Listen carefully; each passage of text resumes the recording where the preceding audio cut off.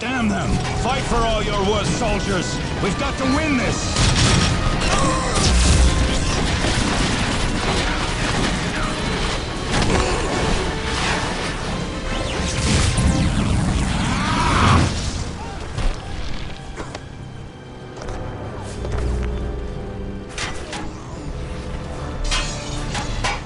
Sisters! Fight by my side!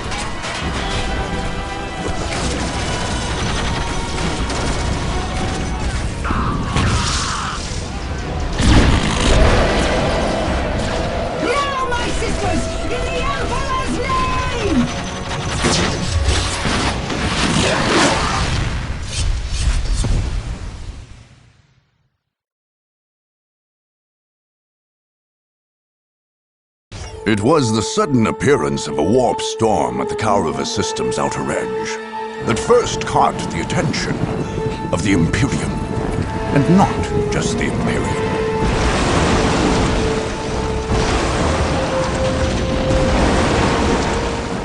After hundreds of years under the neglectful watch of the Imperial Guard, nearly every force in the galaxy would descend upon the planet of Kaurava, bent only on domination and victory. Three races had long dwelled in there. The Imperial Guard, its supposed rulers, the Orc tribes of Kaurava II, which the Guard had never successfully put down, and the Necron, who had slept undisturbed for untold millennia beneath Kaurava III. Where the Chaos Marines came from, or how, none can say. Did the Warp Storm bring them, or did they bring the Warp Storm?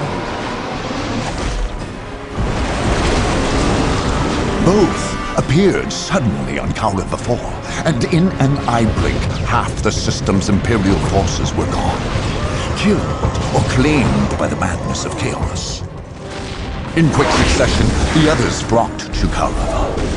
The Space Marines, the Imperium's super soldiers, descended on Kaurava II, planning to finally cleanse the system, both of the troublesome Orcs and the Chaos Marines, the sworn mortal enemies.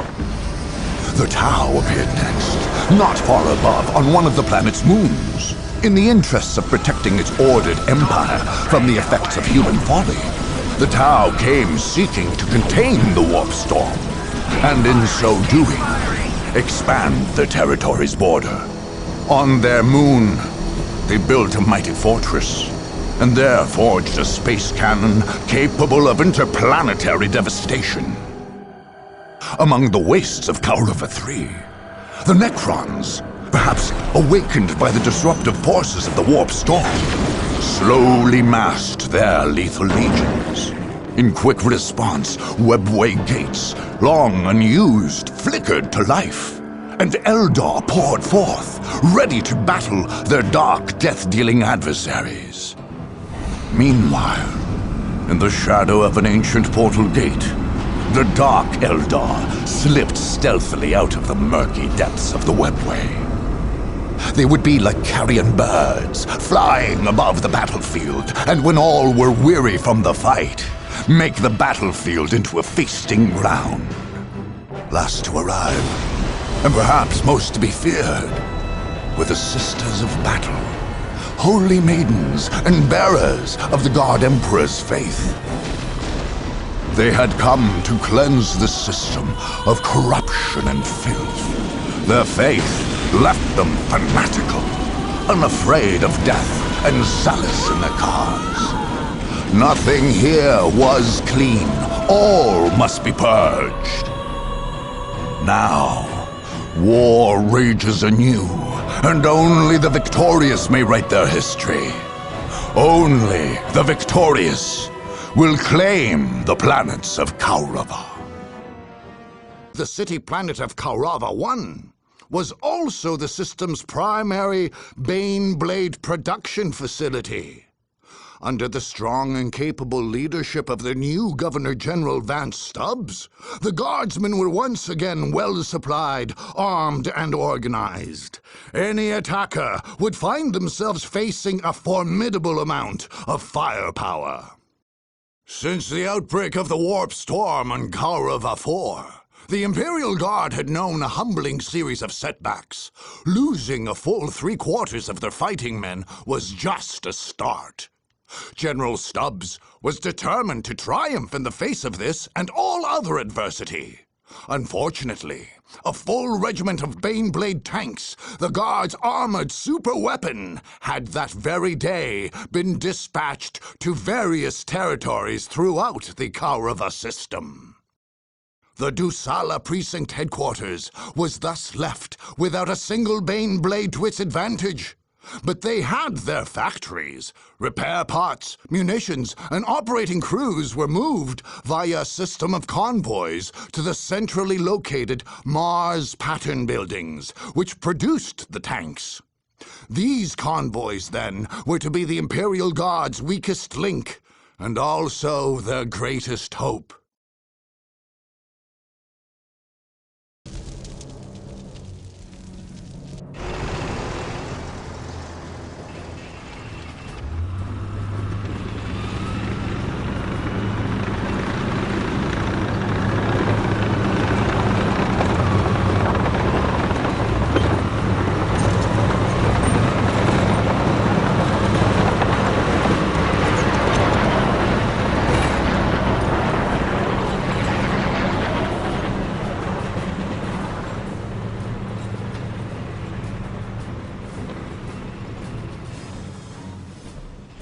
How are the men? Tolerable, sir. Morale? Good at Central, poor in the front. Casualties? The same, sir. Firing squads? 20 today, 12 for cowardice in the line of duty. Baneblade production? Tank crew, munitions and parts are arriving by convoy on schedule, sir. As you know, it takes only the most highly trained crew to properly operate a... I know. Very good, General. How many do we have on hand? Unfortunately, sir, a shipment of 100 Baneblades has just gone out to serve. I see. Look at this. Once this was a fine city, gleaming beacon of the Emperor's light, a center of industry. Now look at it. Commissar, I would like to see this city built up again. I would like to see towers and spires of gleaming white. I would like to see our men on parade routes, not tours of duty. I would like to see every city in this planet, every colony in this besotted, miserable system turn to the service and industry of the Imperium in the Emperor's name. In the Emperor's name, sir. But to see my dreams fulfilled, first we must wipe the system clean of these blasted Xenos and heretics and monsters and zealots. And to do that, this base, our center of command, must operate free of danger or harassment. Our troops are ready. Our tanks and our sentinels. And if the Emperor wills it, we will have functioning Baneblades. Tell me, Commissar, are we prepared? Or will we be lambs taken to slaughter? Well, we'll do what we can and pray for victory. The enhanced Basilisk cannon has been prepared by our tech priest engineers, has it not? It can be fired at will. Very good, General.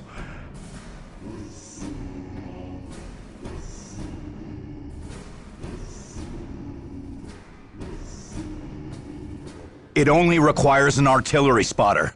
We shall place our faith in the God Emperor. In the Emperor's name, sir. That will have to do the job. As always, we place faith in the Emperor.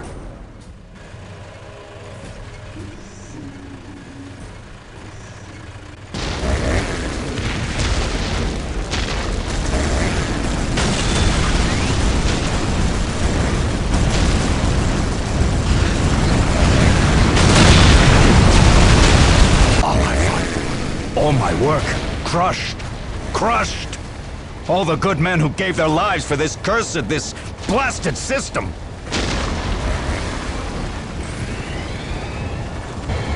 Though my army lies in ruins today, I have not done fighting, and I will remember who my enemies are.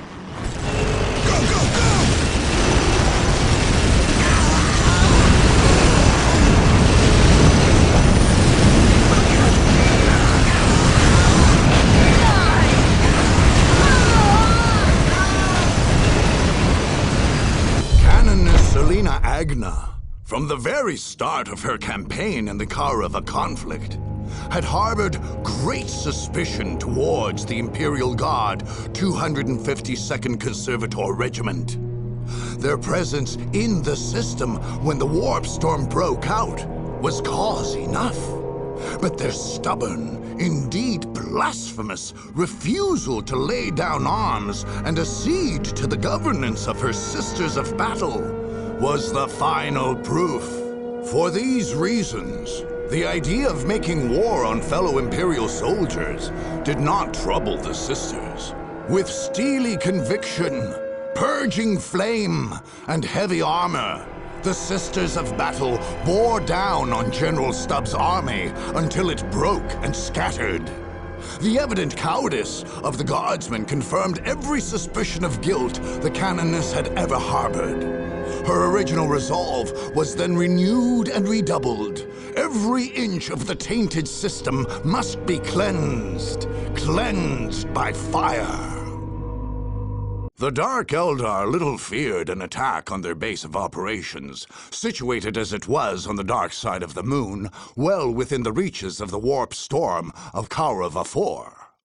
The seventh ancient gate lay on that moon, but the Dark Eldar, knowing its technology well, had fixed it to work only for them when they had arrived there.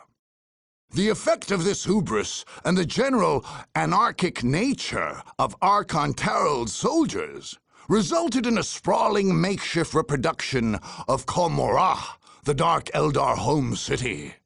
Surrounding the major war camp lay smaller camps, surrounded by miles of torture ground, a sort of cage garden of the homunculus Grumanael's making.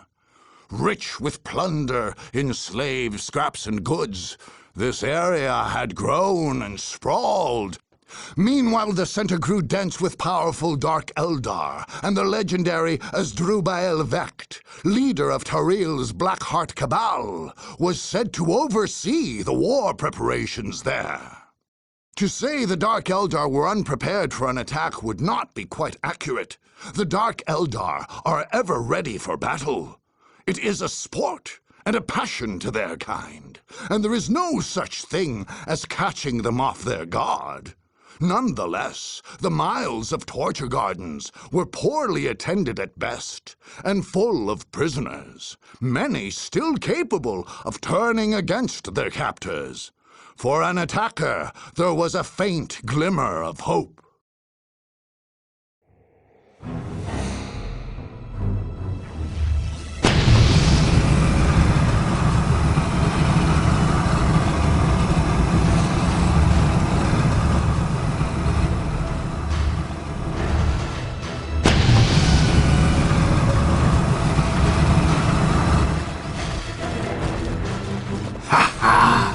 We are fresh from the fight.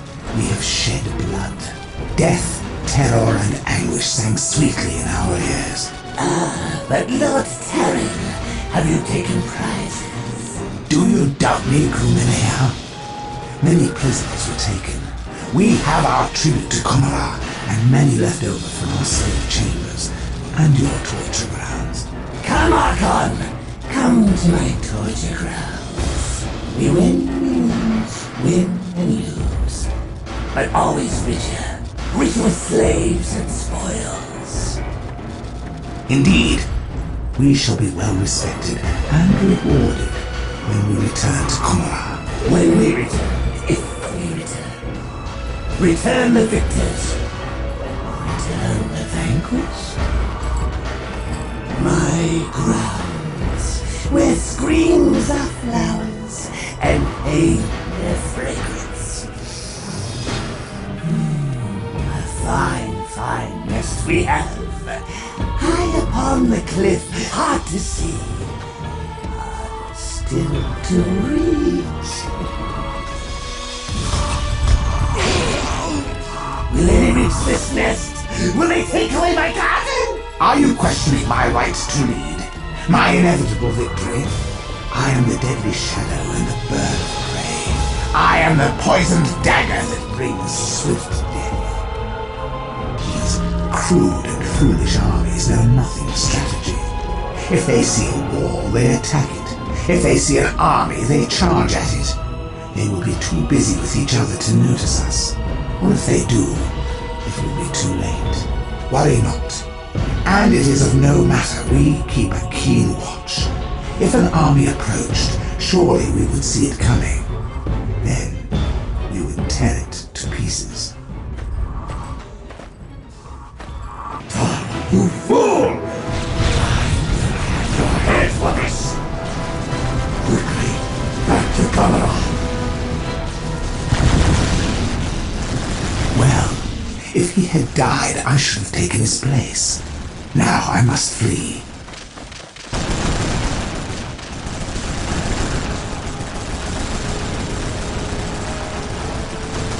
What the Canoness Selena Agna found in the Dark Eldar moon base confirmed every suspicion she had harbored regarding these debased aliens. Such a vile race must be cut out, like a tumor, wherever it manifested. It required all her faith to look upon the atrocities and depravities she found in that place and not go mad. The chaotic powers that twisted the nature of the Dark Eldar made them remarkably strong, but not as strong as the Sisters of Battle, who smote, purged, and pulverized every vestige of taint they found on the moon of Lacune. All that dark inequity was consumed in flame, and the valiant Sisters of Battle did not rest until the ground beneath them was thoroughly cleansed and sanctified. Little was ever uncovered, and little will ever be known of how the warp storm was unleashed on the Karava system's fourth habitable planet. Whether guardsmen there grew corrupt and turned to evil worship, or whether the storm took them unawares, is an open question. What is without doubt is that at the storm's eye lay the lair of the Chaos Space Marines, and at the heart of this lair, a network of unholy and blood-stained shrines linked somehow inextricably to the storm itself. Although the lethal warp storm would flicker and squall here and there, ever shifting, a permanent conduit to the warp was maintained between these shrines. A charged field of immateria whirled there, certain death to any who had not given themselves over fully to chaos. In that radiant, deadly energy field, strange shapes could be seen dancing, screaming, howling. Any would-be conqueror of this unholy citadel would somehow have to dispel the chaos field that protected it. To enter it would be certain death, and while it stood, nothing could reach the forces of chaos that lurked at its center.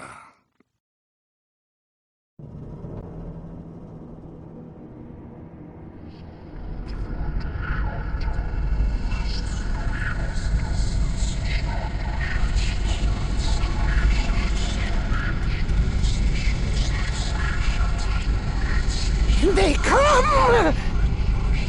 They come! Yes, we feel them. They approach. Their blood shall flow at our feet. Blood for the blood god. Yes, we shall slake our thirst for death, for chaos, for terror. Yes. They draw near. Let them come. The very ground will poison you. Demons will appear from the warp when your back is turned. We shall lash out from every direction, and yours shall be the cries of death and horror.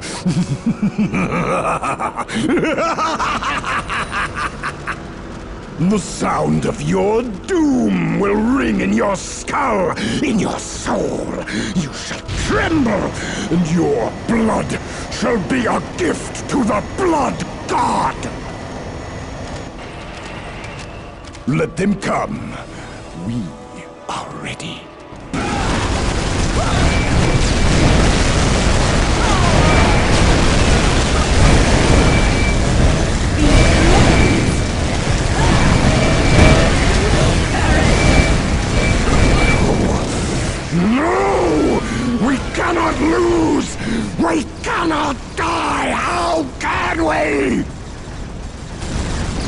Without our devotion, without our sacrifice.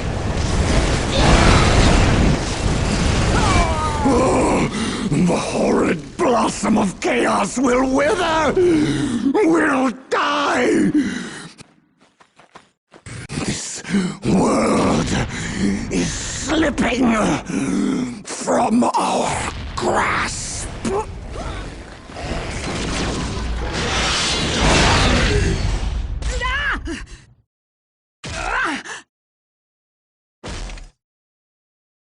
Destroy them all! The march into the black, corrupted heart of chaos was truly a great test of faith for the Sisters of Battle. They walked among the many abominations born of the warp, bearing witness to the desecrated forms of unfortunate guardsmen, Sisters of Battle, and Space Marines hung throughout the Dark City as victory trophies. But still they marched, under the firm guidance of Canoness Selena Agna, purging everything in their path.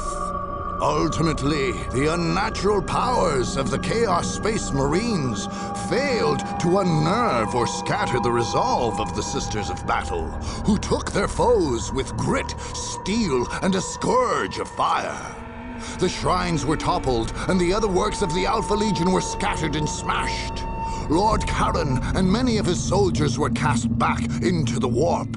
Knowing the caution required when combating chaos, Canoness Agna ordered much of the region quarantined and kept under remote surveillance. Though the battle was won, there could be no vigilance too great.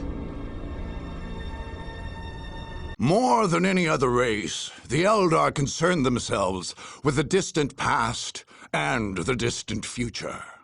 In visions, Farseer Keris anticipated the reawakening of their ancient foes, the Necrons and Kaurava III. A webway gate, unused for many millennia, flickered to life.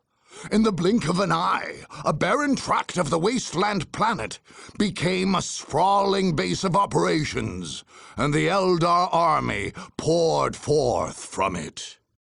Just as quickly, this stronghold vanished from the naked eye, concealed by Eldar artifice. The Eldar had learned long ago that no bulwark, no matter how strong, could halt the slow, implacable progress of the Necrons. Only illusion, deceit, and misdirection could accomplish that goal. And these are things at which the Eldar are peerless. The Eldar had prepared a harrowing gauntlet for their invaders, with all the feints and deceptions they could muster.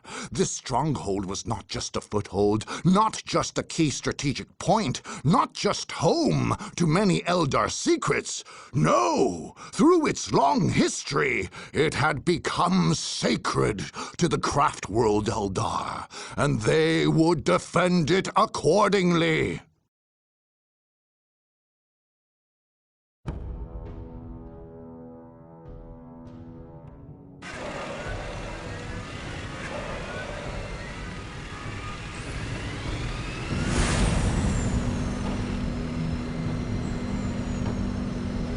They approach. We are prepared. Yes, Farseer, but Yes, must we fight? we shall fight. They must never suspect. They shall come, expecting the obvious, the simple, the artless. They shall stab at the shadows with confused minds and troubled hearts. Meanwhile, we shall appear unseen from 10 directions, and from every one, strike a fatal blow.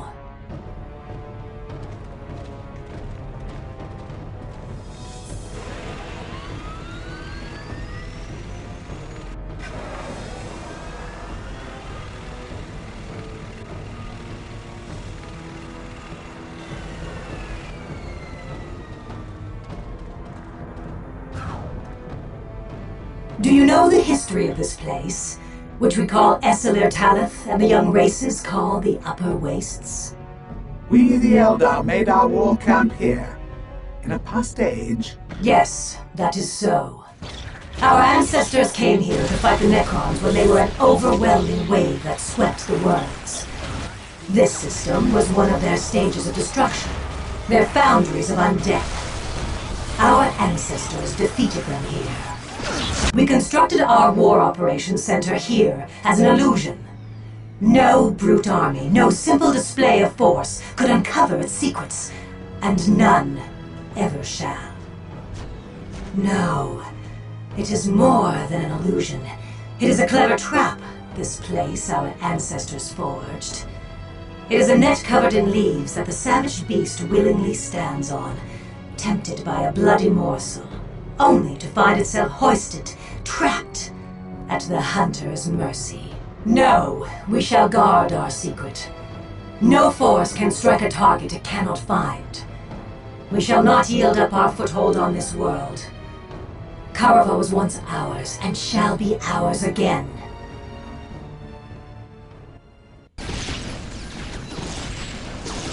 We came here, long, long ago.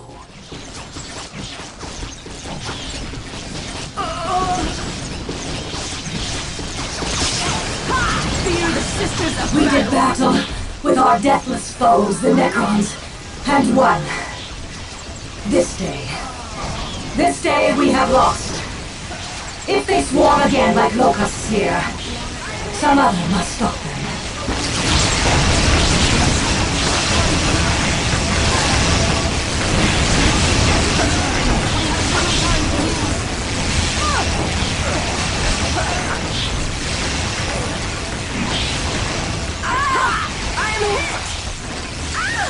Strike them down! For we shall be gone.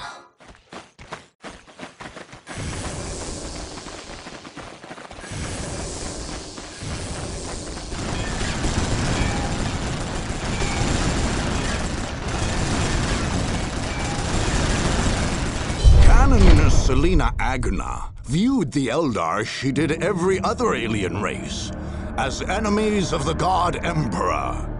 She knew of their ancient and advanced civilization, but to her this only made them rivals to the Emperor's primacy. Bolstered by her adherence to the doctrine of the Ecclesiarchy, the Canoness marched against the Eldar, declaring them natural enemies of the Imperium. The many ruses and deceits of the alien enemy could not prevail against the Sisters of Battle, religious zeal, and devastating flames. Following the victory and the necessary prayers and ablutions, Canoness Agna ordered the ancient Eldar stronghold cleansed. Almost all of the Eldar technology was burned and cleared away. The upper wastes were ritually purified and declared territory of the Imperium and dominion of the Ecclesiarchal Sisterhood. It may never be known what first awakened the cold legions of the Necron from their vast burial vaults in the southern coast of Karava III. Archives suggest that Imperial Guard survey crews may have been dispatched to coastal Emosa several months before the conflict. Others point to the strange and unknown influence of the warp storm, which could somehow have roused the deathless Necrons from their slumber. Out of the dry Emosan sands, an ancient complex emerged. Part burial ground, part power plant, part staging ground. As builder scarabs removed sands and restored structures to power, its clean-cut, symmetrical, and lifeless form emerged.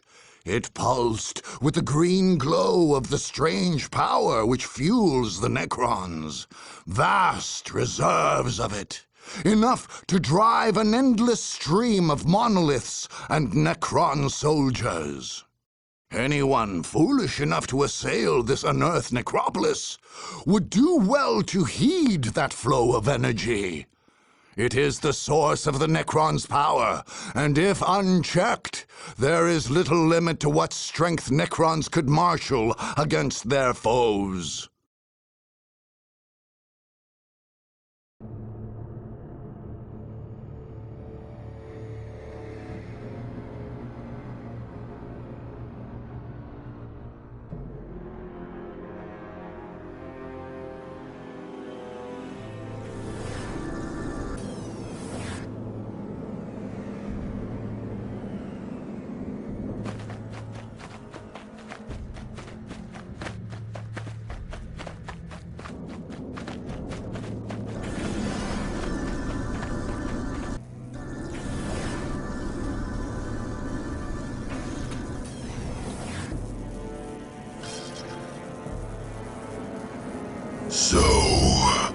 they come.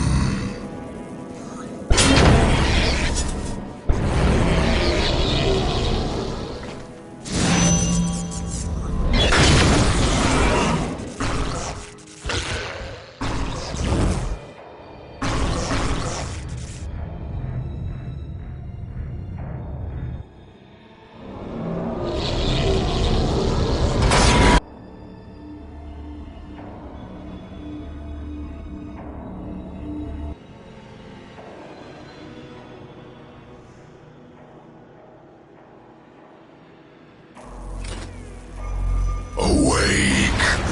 I give you energy. Drink of it, and awake.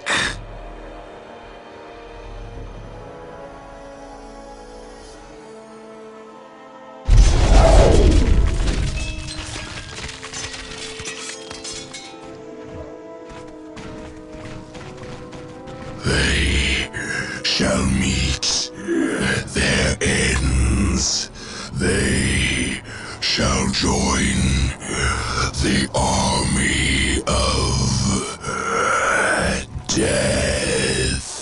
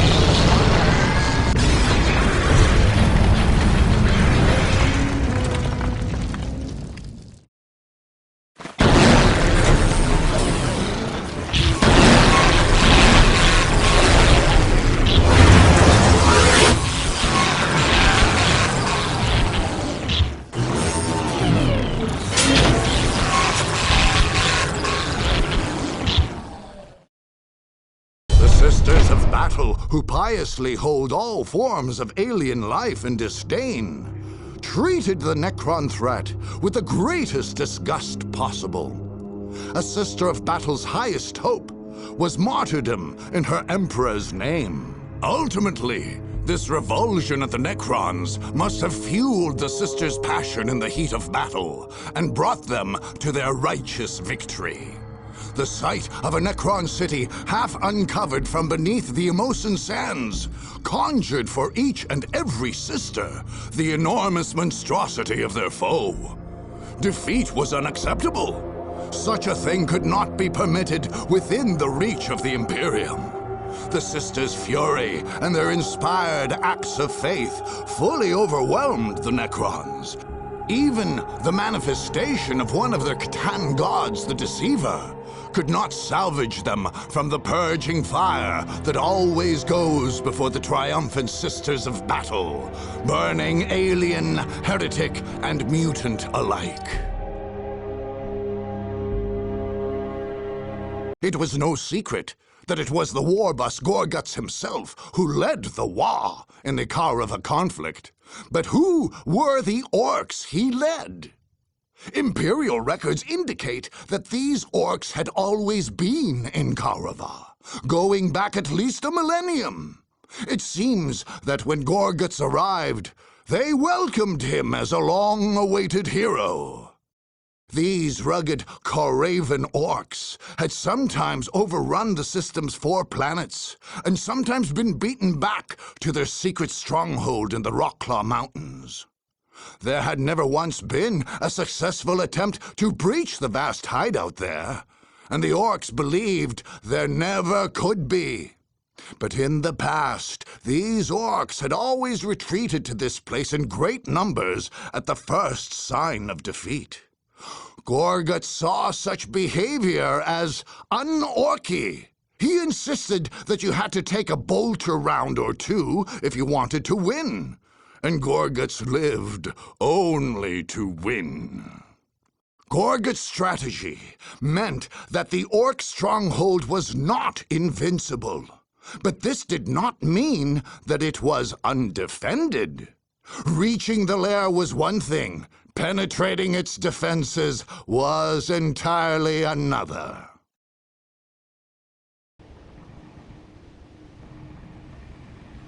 You see, Big Boss Gorguts, this here's the strongest and bestest orc horde has ever held an orc. Oh, is that so then? Ain't no Yumi's got in here ever. With the rock-claw mountains all round us, there's only one way in.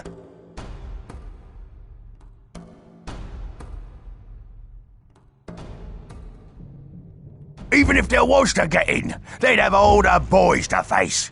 Oh, and the knobs, and the tanks. Then there's the squig-offs.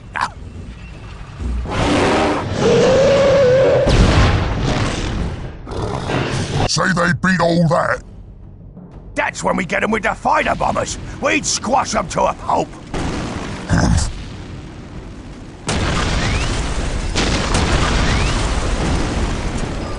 We got watchers watching day and night. Nobody but an orc gets close to us without we see them and crush them to smithereens. Boss! Boss! There's enemies in the camp! What? In the camp? We gotta stop them before they gets to the killing spot. Them drums! Beat the drums! Get to 'em! What's this here killing spot?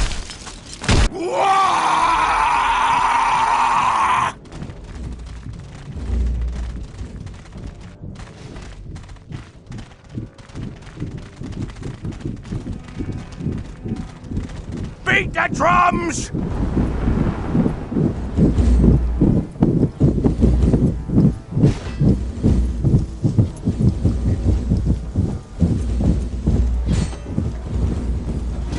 We've got to hold the killing spot!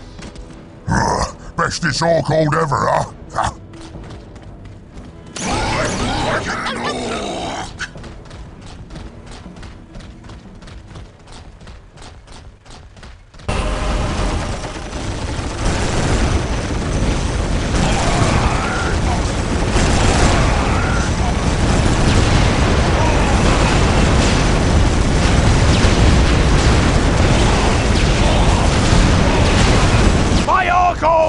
My beautiful orc-horde!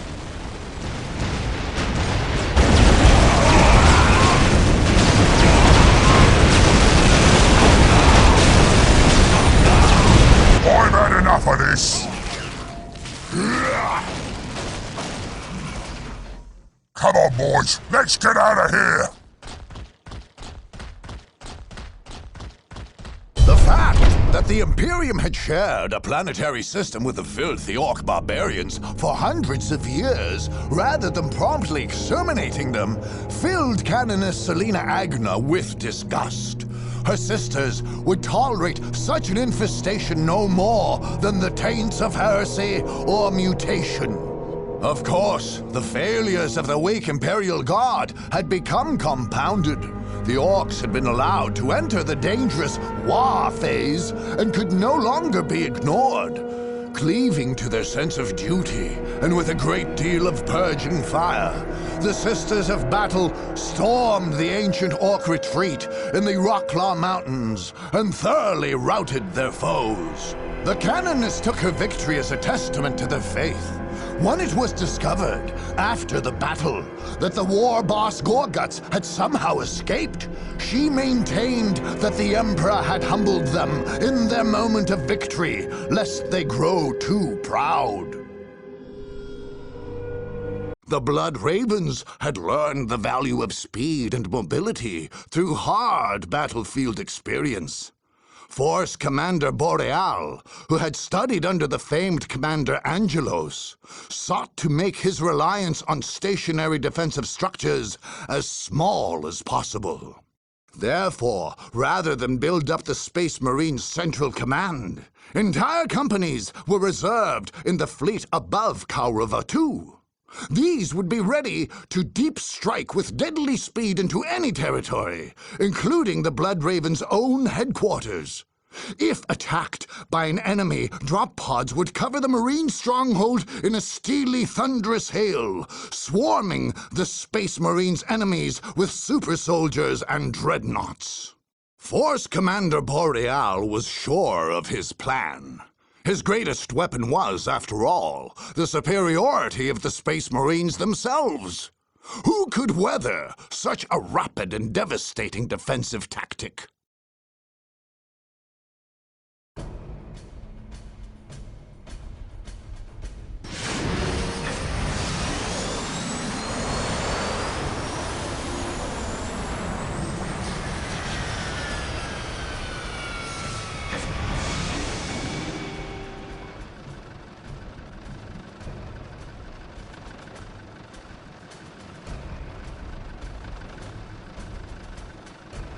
Commander Boreal, enemy forces in our perimeter. Where? Southern Quadrant, but they were on the move. Current location unknown. There is no time to be lost. Battle, brothers! Space Marines, today the enemy is at our door. We know our duty and we will do it. We fight for our honor as Blood Ravens, as Space Marines, and we fight in the name of the Emperor. And if we die this day, we die in glory. We die heroes' deaths, but we shall not die. No, it is the enemy who will taste death and defeat. As you know, most of our battle brothers are stationed in space, prepared to deep strike. Our perimeter has been prepared in the event that our enemies should be so bold and so foolish. We have placed numerous beacons, allowing for multiple, simultaneous, and devastating defensive deep strikes.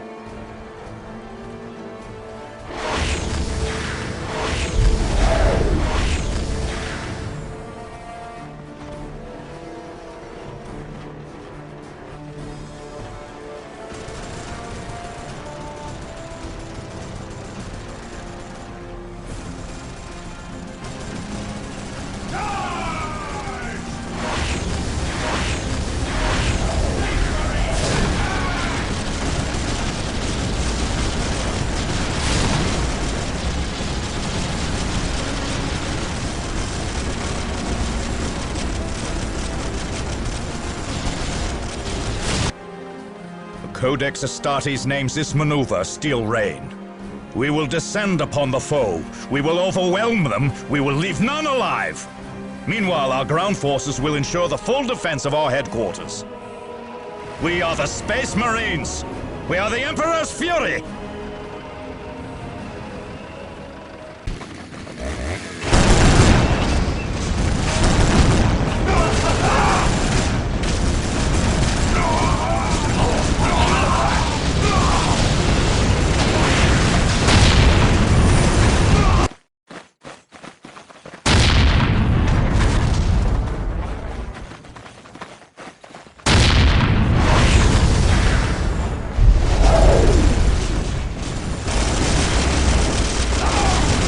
Failed.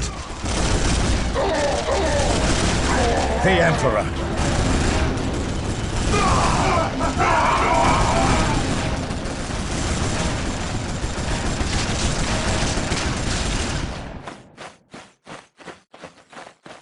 Due to their long association with the Inquisition, the Sisters of Battle have often taken it upon themselves to determine corruption among the other branches of the Imperial Armed Forces. After witnessing the prevalence of chaos in the Kaurava system, Confessor Turganum March advised Canoness Agna that any refusal to cede authority to the Sisterhood was clear evidence of heresy. When the Blood Ravens stood their ground, the Canoness acted quickly. Her mandate was clear. As heretics, they must be obliterated. Soldier for soldier, the Sisters of Battle could not compete with the Space Marines. Nevertheless, the Adepta Sororitas carried the day with their purging flames and acts of faith.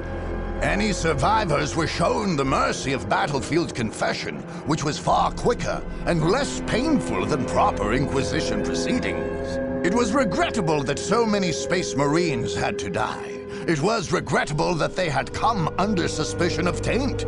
But whatever the circumstances, corruption must be fought and at all costs wiped out.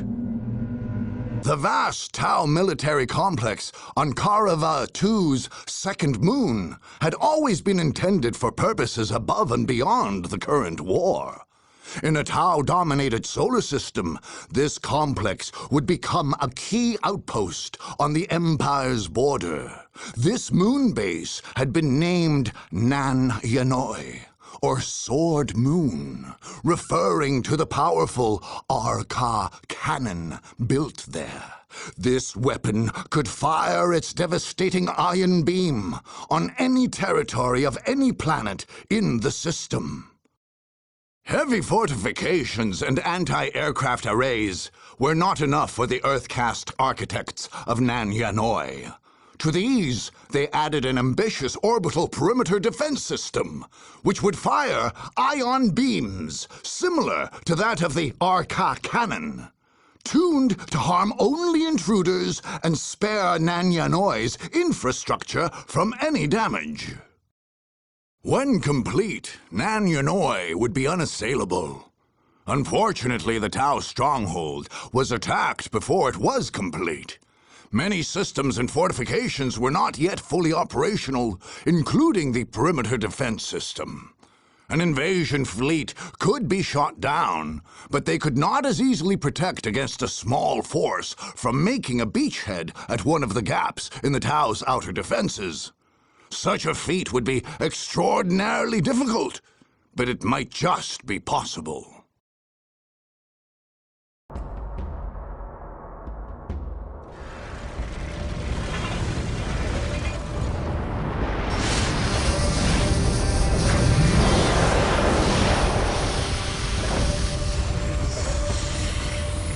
We welcome your gracious presence, Aun Royu. I see that our Earth-cast engineers have made splendid progress in constructing the Nan Yanoi base station. Yes, Your Eminence, it is nearly complete.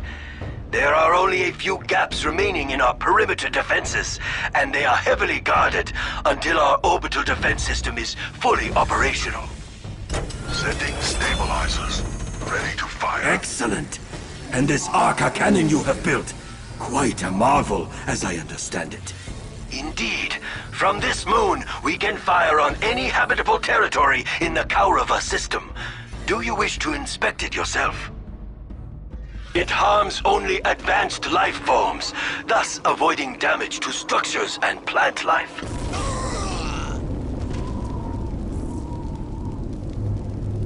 This is indeed most commendable. Our orbital defenses were built using the same technology. Both are controlled from this location. What is that? The perimeter has somehow been breached. I must attend to this. Please, Your Excellence, return to the Coalition Center. Yes, that may be best. Dispatch Pathfinders, locate the source of the breach, and see that they do not gain entrance and establish a foothold. Notify all Fire Warriors and Krut Carnivore squads.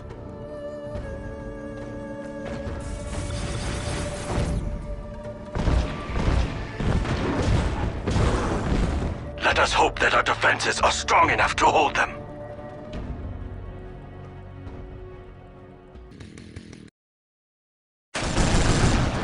Plasma fire!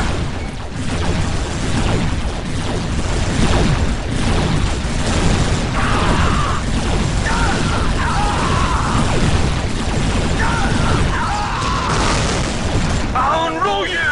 Noble Ethereal! Oh, we have lost you!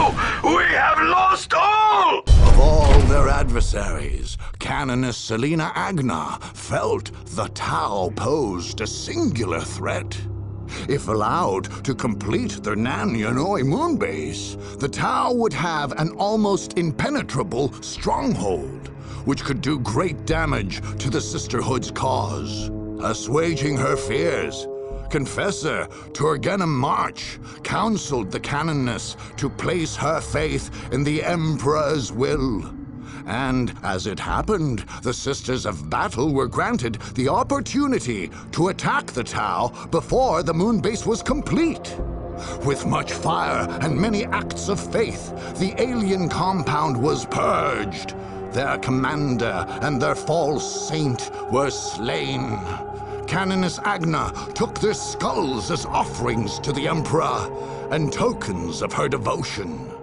Some of the enemy's heretical technology was sent to the Ordo Xeno for study, and much of the rest was dutifully destroyed. On arriving in the Kaurava system, Confessor Terganum March had remarked to Canoness Selena Agna that he would not be surprised if the place were so corrupt that it all must be put to the torch. In retrospect, these words seemed prophetic. Everywhere they looked, the Sisters of Battle found only weakness, heresy, and abomination.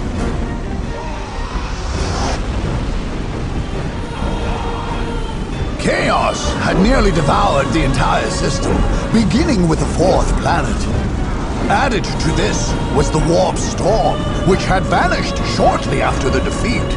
It hardly seemed likely that any Imperial Guard or Space Marines could have avoided corruption in such circumstances. Although tragic, it was necessary to perform a field inquisition and purge every one of them. When the Sisters of Battle had finished their cleansing, the star system was officially dedicated to their order. Relics of their great victories during the Kaurava conflict were placed in the founding of 6 great ecclesiarchal cities, each devoted to one of the orders militant of the Sisterhood. Pilgrims journeyed from across the galaxy to these retreats, and many millions of sisters gathered there for prayer and preparation in the bastion of Holy Kaurava.